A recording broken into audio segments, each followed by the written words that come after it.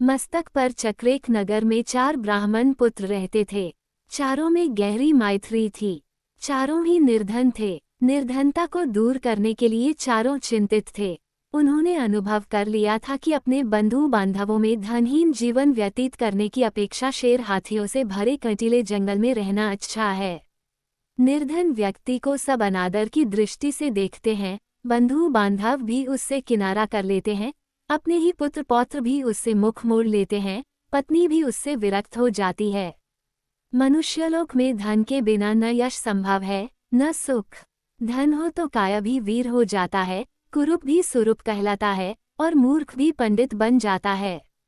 ये सोचकर उन्होंने धन कमाने के लिए किसी दूसरे देश को जाने का निश्चय किया। अपने बंधु बांधवों को छोड़ा, अपनी जन्मभूमि से विदा ली और विदेश यात्रा के लिए चल पड़े। चलते चलते क्षिप्रा नदी के तट पर पहुँचे। वहां नदी के शीतल जल में स्नान करने के बाद महाकाल को प्रणाम किया। थोड़ी दूर आगे जाने पर उन्हें एक जटाजुधारी योगी दिखाई दिए। इन योगीराज का नाम भैरवानंद था। योगीराज इन चारों नौजवान ब्राह्मण पुत्रों को अपने आश्रम में ले गए और उनसे प्रवास का प्रयोजन पूछा। चारों ने कहा, हम अर्थ सिद्धि के लिए यात्री बने हैं। धनोपार्जन ही हमारा लक्ष्य है। अब या तो धन कमा कर ही लौटेंगे या मृत्यु का स्वागत करेंगे। इस धनहीन जीवन से मृत्यु अच्छी है। योगीराज ने उनके निश्चय की परीक्षा के लिए जब ये कहा कि धनवान बनना तो दैव के अधीन है, तब उन्होंने उत्तर दिया, ये सच है कि भाग्य ही पुरुष को धनी बनाता है, किंतु साहसिक पुरुष भी अवसर का लाभ उठाकर अपने भाग्य को बदल लेते हैं। पुरुष का पौरुष कभी कभी दैव से भी अधिक बलवान हो जाता है। इसलिए आप हमें भाग्य का नाम लेकर निरुत्साहित न करें। हमने अब धनोपार्जन का प्रण पूरा करके ही लौटने का निश्चय किया है। आप अनेक सिद्धियों को जानते हैं। आप चाहें तो हमें सहायता दे सकते हैं, हमारा पथ प्रदर्शन कर सकते हैं। योगी होने के कारण आपके पास महती शक्तियां हैं। हमारा निश्चय भी महान है। महान ही महान की सहायता कर सकता है। भैरवानंद को उनकी दृढ़ता देखकर प्रसन्नता हुई। प्रसन्न होकर धन कमाने का एक रास्ता बतलाते हुए उन्होंने कहा, तुम हाथों में दीपक लेकर हिमालय पर्वत की ओर जाओ। वहां जाते जाते जब तुम्हारे हाथ का दीपक नीचे गिर पड़े तो ठहर जाओ। जिस स्थान पर दीपक गिरे उसे खोदो, वहीं तुम्हें धन मिलेगा। धन लेकर वापस चले आओ। चारों युवक हाथों में दीपक लेकर चल पड़े। कुछ दूर जाने के बाद उनमें से एक के हाथ का दीपक भूमि पर गिर पड़ा। उस भूमि को खोदने पर उन्हें ताम्रमय भूमि मिली। वह तांबे की खान थी। उसने कहा, यहाँ जितना चाहो तांबा ले लो। अन्य युवक बोले, मूर्ख, तांबे से दरिद्रता दूर नहीं होगी। हम आगे बढ़ेंगे, आगे इससे अधिक मूल्य की वस्तु मिलेगी। उसने कहा, तुम आगे जाओ, मैं तो यहीं रहूंगा। ये कहकर उसने यथेष्ट तांबा लिया और घर लौट आया। शेष तीनों मित्र आगे बढ़े। कुछ दूर आगे जाने के बाद उनमें से एक के हाथ का दीपक जमीन पर गिर पड़ा। उसने जमीन खोदी तो चांदी की खान पाई।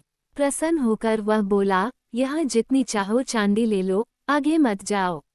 शेष 2 मित्र बोले, पीछे तांबे की खान मिली थी, यहाँ चांदी की खान मिली है, निश्चय ही आगे सोने की खान मिलेगी, इसलिए हम तो आगे ही बढ़ेंगे। ये कहकर दोनों मित्र आगे बढ़ गए। उन 2 में से एक के हाथ से फिर दीपक गिर गया।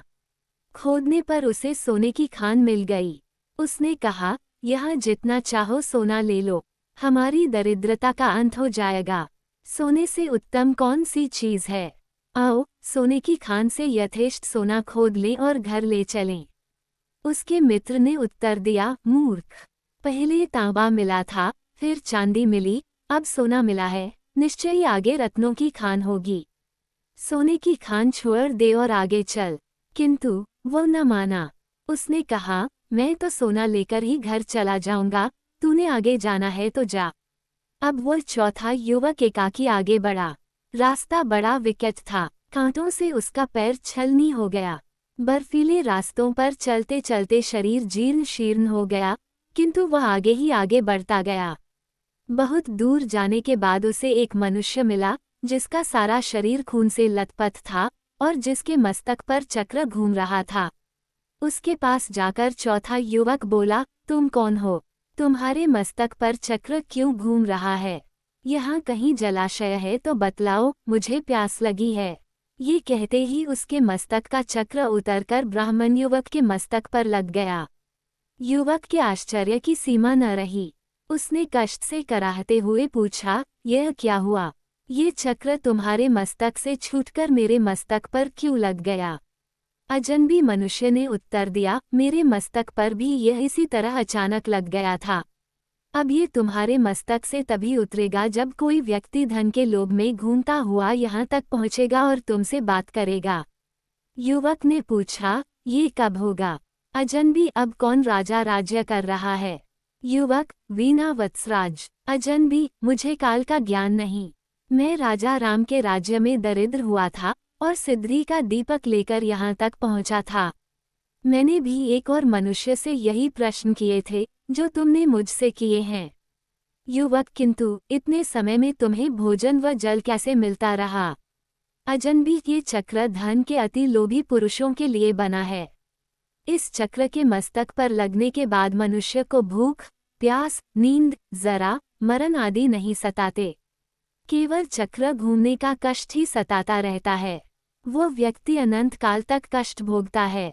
ये कहकर वह चला गया और वह अति लोभी ब्राह्मण युवक कष्ट भोगने के लिए वहीं रह गया। सीख, लालच बुरी बला है।